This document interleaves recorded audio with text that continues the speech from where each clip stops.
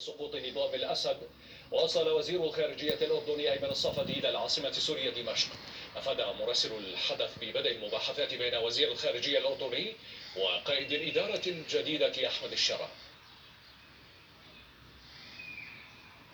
مزيد من المعلومات حول زيارة الصفدي تنضم إلينا من دمشق الصحفية صفاء كان. صفاء، مرحبا بك أو صباح الخير.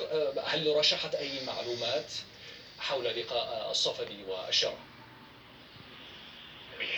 حتى الآن لم تخرج أي تصريحات أو معلومات حول هذا اللقاء، لكن ما يدور الحديث عنه عن أن الصفدي يجري في دمشق مباحثات موسعة مع قائد الإدارة الجديدة في البلاد أحمد الشرع في خطوة دبلوماسية عربية متقدمة تجاه إذا فتح العلاقات مع السلطات الجديدة في البلاد.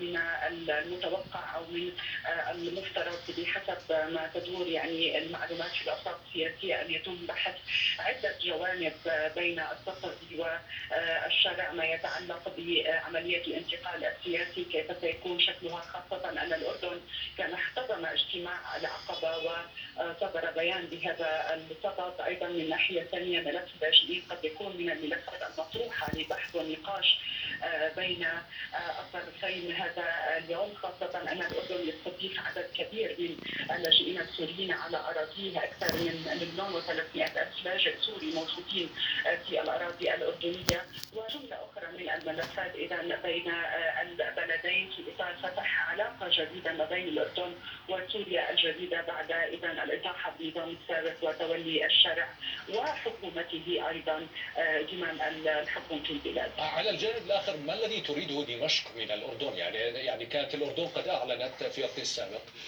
أنها لديها مخاوف من موضوع الإرهاب، موضوع يعني تهريب المخدرات. الآن ما الذي تريده دمشق من هذه الزيارة أيضا؟